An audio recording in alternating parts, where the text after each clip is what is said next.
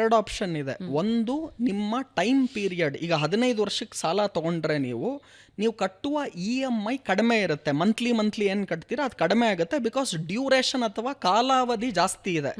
ಅದೇ ನೀವು ಇವಾಗ ಉದಾಹರಣೆಗೆ 1 ಕೋಟಿ ಲೋನ್ ತಗೊಂಡಿದ್ದೀರಾ, ಆ ಲೋನ್ಗೆ ನೀವು 15 ವರ್ಷ EMI ಕಟ್ತಾ ಹೋಗ್ತೀರಾ ಅಂದರೆ ತಿಂಗಳಿಗೆ ಕಟ್ಟೋ ಅಮೌಂಟ್ ಏನು ಬರುತ್ತೆ, ಅದೇ ನೀವು ಅದೇ ಲೋನನ್ನು ನಾನು ಬರೀ 10 ವರ್ಷಕ್ಕೆ ತೊಗೊಳ್ತೀನಿ ಇಲ್ಲ 5 ವರ್ಷಕ್ಕೆ ತೊಗೊಳ್ತೀನಿ ಅಂದರೆ ಅವಾಗೇನಾಗುತ್ತೆ, ನೀವು ಕಟ್ಟುವ EMI ಜಾಸ್ತಿ ಆಗುತ್ತೆ.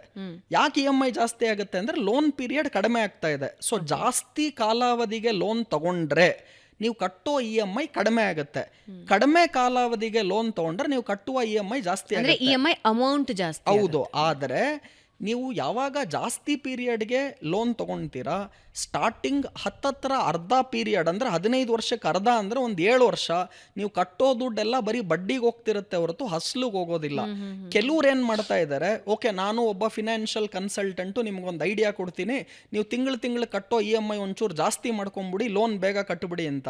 ಈಗ ನಾನು ತಿಂಗಳು ಕಟ್ಟೋ EMI ಜಾಸ್ತಿ ಮಾಡ್ಕೊಳೋದಕ್ಕೆ ನನಗೆ ಇನ್ಕಮ್ ಬರಬೇಕಲ್ಲ, ಬೇರೆ ಎಲ್ಲ ಇನ್ಕಮ್ ಬಂದರೆ ನಾನು ಕಟ್ಕೋಬೋದು.